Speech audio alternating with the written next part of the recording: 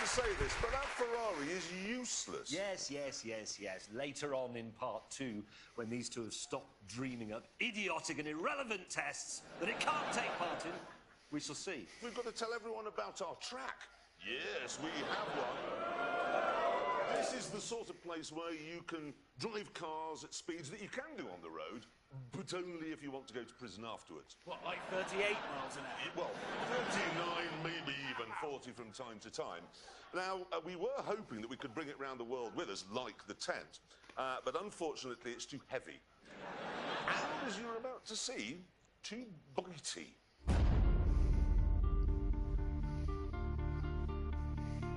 This is it. It's not a race circuit. It's not an airfield. It's not a road. What it is brilliant and fast and extremely dangerous. It even looks dangerous on a map, because as you can see, it's the exact same shape as the Ebola virus. Right, time now to show you what a lap looks like, and to do that, we've got a bit of a performance benchmark, a Ferrari 488. Take it away. Take it away. First up, it's the isn't straight, so called because it isn't straight.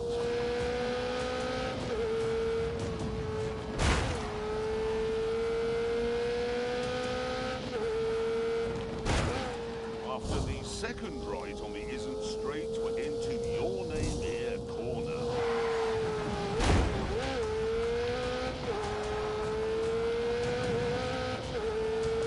If you make a mistake, there's no runoff area, it's just runs.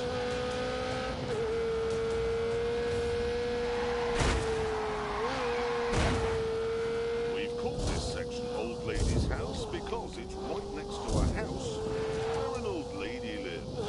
Get this 90 left right, or you'll crash into a cage full of electricity. And you'll need to get the final 90 left right as well, or you'll run into a field of sheep. So, trees, animals, a house, electricity, and because it's in England, usually it really is the most dangerous track anywhere in the world. The car I've selected for my first lap of the Ebola Drome is this. The BMW M2.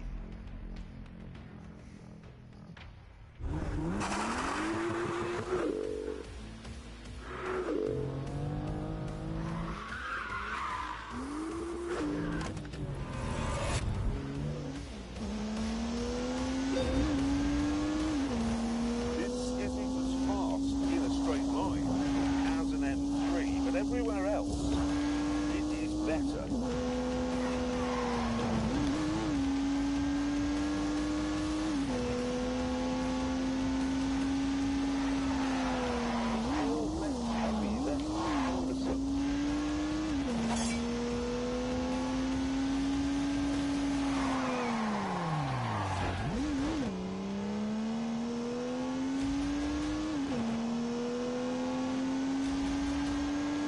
Back onto the isn't, an unleashed 365 rampaging horsepower from the turbocharged 3-litre straight 6.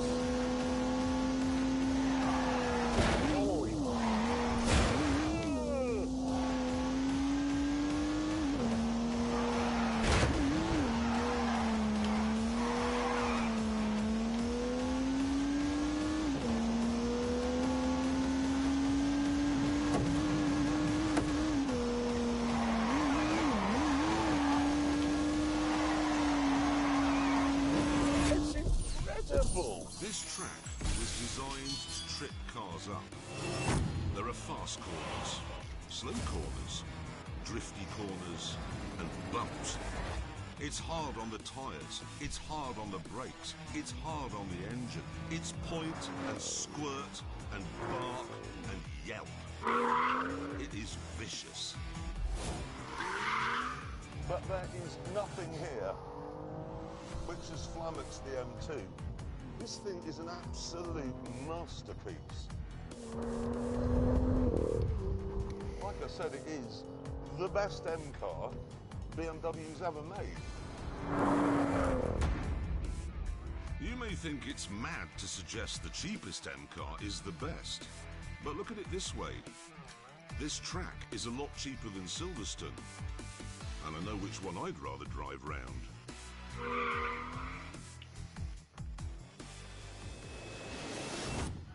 Let me get this right. At our track, Yeah. there's trees, animals, moisture, electricity, a house, and an unexploded bomb. Yeah. Like I said, it's the most dangerous track in the world. Honestly, it makes Imola look like a duvet. Yeah. It really, honestly, does. It does. Anyway, all the cars that we test at the Ebola-drome will do a timed lap. And to make sure it's a completely level playing field, they will all be driven by the same racing driver. Yeah. Clever. Have thought about this? It gave it some thought. How clever is that? Now, thing is, Amazon, okay, insisted that the racing driver in question should be from this side of the pond. So we went to something called NASCAR, and we found one, and we shipped him to England, and then we introduced him to the complicated procedure which involves turning right. He's called Mike Skinner, but we know him simply as the American. Right, there he is, looking utterly bewildered.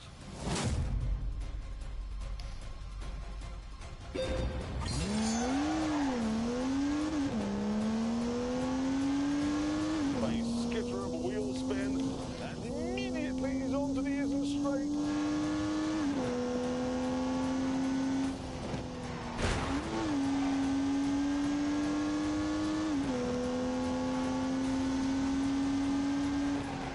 He's through the final corner on the isn't straight. Into your name here.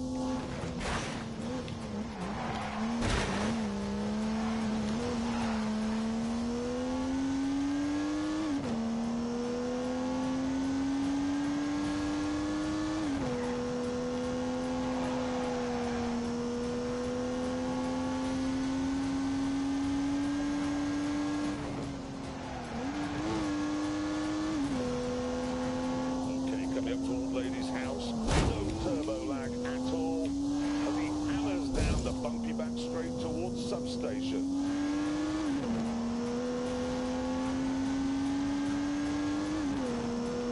One more 90 left to go through Fielder's sheet.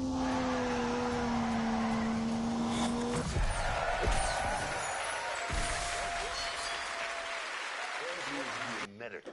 Right, there he is.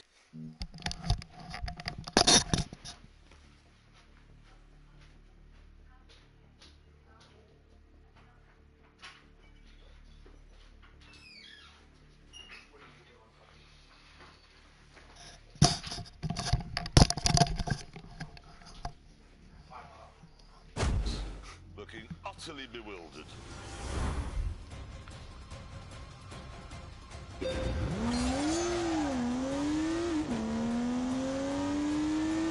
They skitter of a wheel spin, and immediately he's onto the isn't straight.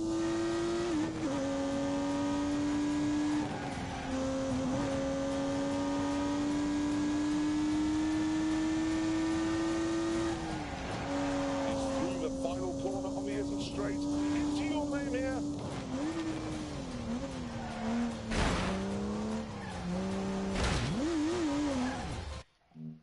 Here's the American. Right, there he is, looking utterly bewildered.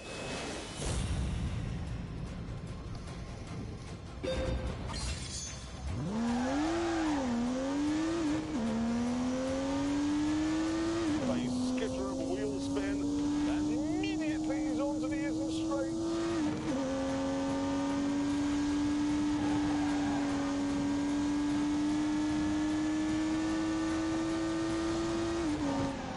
He's through the final corner on the isn't straight. Into your name here.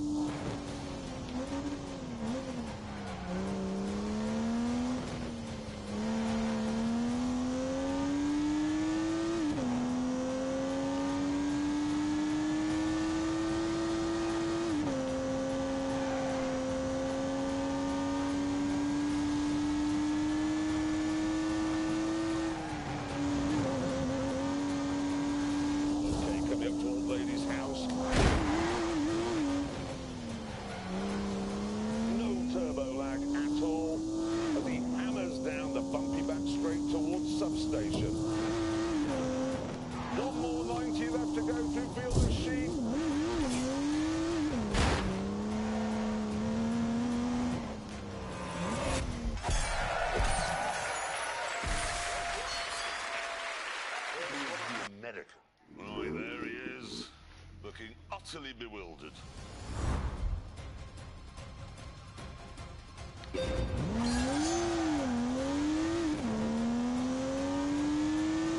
A skitter of wheel spin, and immediately he's onto the isn't straight.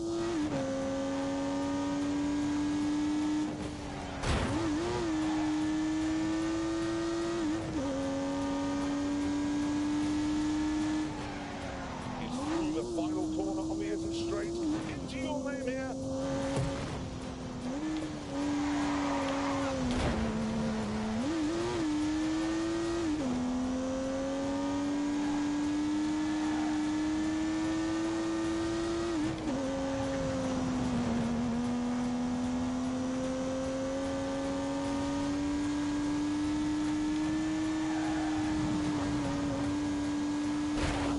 Coming up to Old Lady's house, no turbo lag at all, and he hammers down the bumpy back straight towards substation.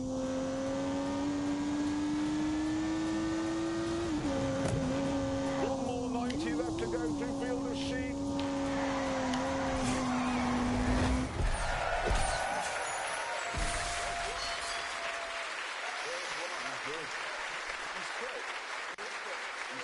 Left and right, amazing. Now, to make sure that the M2 wasn't on sort of the lap board all by itself, we got the American to put some other benchmark cars, well, we call them benchmark cars, he calls them communist, around the track to see what's what. There they all are, look. Now it's time to see where the M2 goes on that board. Let's have a look, let's put it on. Oh. I think it's the best M car they've ever made. On my verse, Look, I prefer it to all the others that are quicker than it. it's Definitely the one you should have, if you want one that's slower than all the other M cars. it's better. It's only it's quicker than a Civic. Yeah. Slower than... If you had a choice of M cars, if you lined them all up and said, I'd like the fastest, it wouldn't be that one. Shut up. Better in every single way. Stop saying said that. I don't care what. Have you driven one? You know what? It's a amazing. fabulous car. You've driven one. It's a brilliant car. It really, honestly is. This week we are trying to find out which of the new breed of hybrid hypercars is the best. Yes, on day one at the track in Portugal, we established that the McLaren P1 is a mentalist, that the Porsche 918 is very good milk float, and that the Ferrari can do nothing at all. Some of that is true. But now, day two.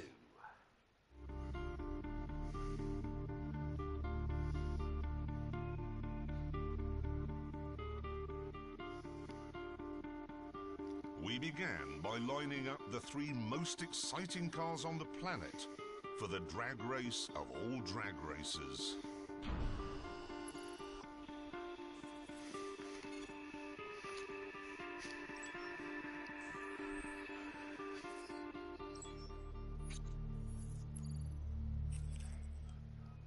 Naturally, this meant engaging launch control, which in the McLaren takes about a fortnight.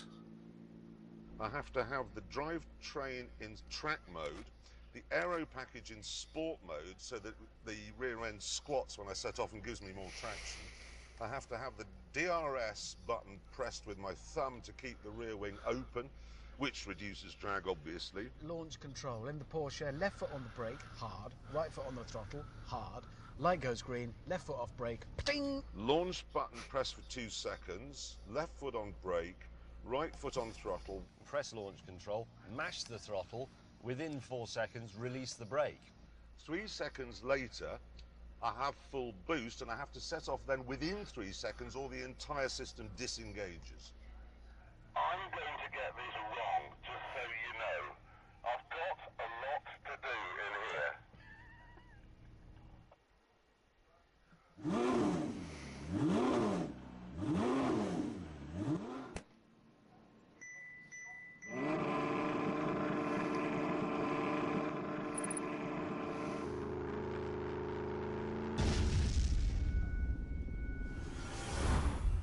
Three, two, one.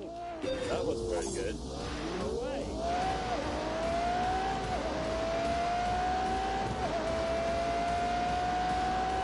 honest, I'm a bit With that disappointed. sorted, it was time to bring in a racing driver to see which...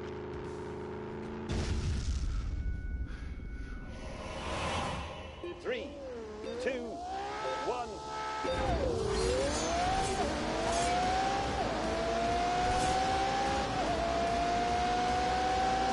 This is just brilliant. With that sorted, it was time to bring in a racing driver to see which of our cars could do the fastest lap. Our resident American said he wasn't interested because all three cars are probably communist. So instead, we went for a Belgian chap who's done Formula One and Formula E, Jerome D'Ambrosio.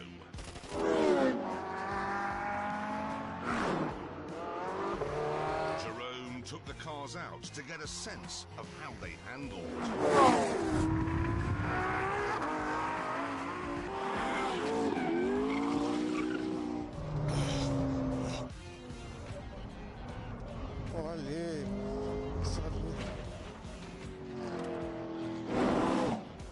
And when he'd finished, we were interested to hear his professional opinion.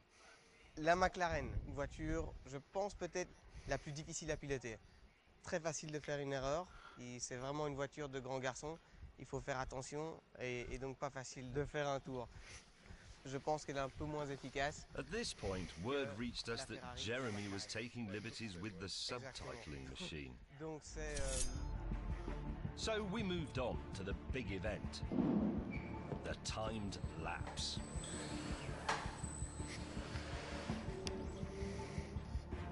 Once the mechanics had finished their preparations, the 3 speed traps were activated. And the Ferrari took its place on the start line. Look how good it looks there.